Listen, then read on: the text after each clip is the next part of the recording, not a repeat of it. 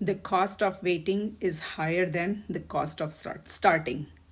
ઘણા લોકો કંઈક નવું શરૂ કરવા માંગે છે, પણ પછી શું થાય છે, તેઓ કહે છે કે હજી મારી પાસે ટાઈમ નથી, મારી પાસે અત્યારે કંઈ શરૂ કરવા માટે પૈસા નથી, હજુ મને બધું આવડતું નથી, તો મને હું શીખી લઉં પછી કરીશ, પછી જોઈશું, ચાલશે અત્યારે.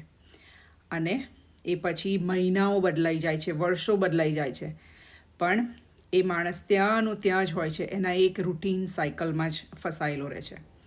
અને એક દિવસ એ વિચારે છે કે કાશ મેં આ બહુ પહેલાં સ્ટાર્ટ કરી લીધું હોત, આ ઓપોર્ચ્યુનિટી મારી સામે હતી અને કાશ મેં ચાલુ કરી દીધી હોત, રાઈટ. પણ સાચી વાત એ છે કે શરૂઆત કરવામાં બીક લાગે છે, નવી વસ્તુ શીખવામાં થોડી મહેનત તો લાગે છે, રાઈટ. સો એ આપણને બધાને ખબર છે. We all learn something new every single day. But do you know what cost even more? Waiting.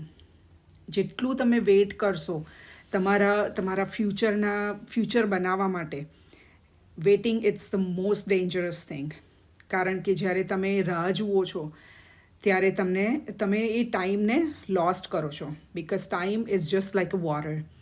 એકવાર જતો રહે છે તો પછી પાછું નથી વળતો.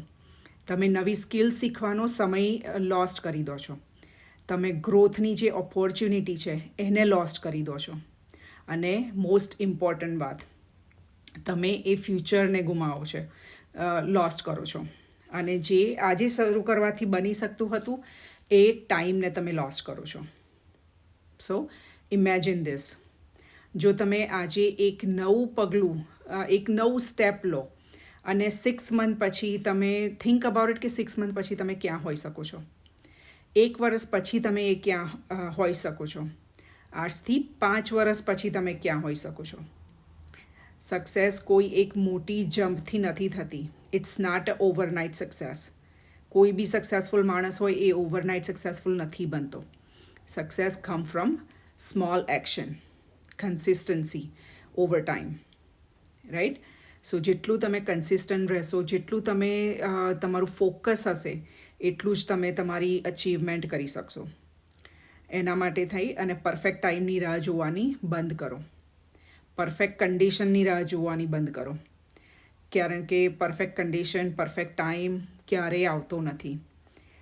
The people who are like move forward, જે તમે જોતા હોય અને વિચારતા હોય કે આ માણસ આટલો આગળ કેમનો વધી ગયો છે, એણે પણ એક દિવસ એવું નાનું સ્ટેપ લઈ અને ચાલુ કર્યું હોય છે.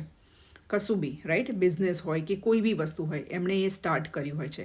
ત્યારે આફ્ટર સર્ટન ટાઈમ એ લોકો એ લેવલ પર પહોંચ્યા હોય છે. So just remember this. The cost of waiting is often much higher than the cost of starting. So if you want to start something small. કારણ કે તમારું જે ફ્યુચર છે એ તમારા આજના આ નિર્ણય પર કમ્પ્લીટલી ડિપેન્ડ છે. જો તમે માનો છો કે હવે રાહ જોવાનો સમય નથી, તો કોમેન્ટમાં સ્ટાર્ટ ટુડે લખો, અને I will send you more information about my business. Thank you.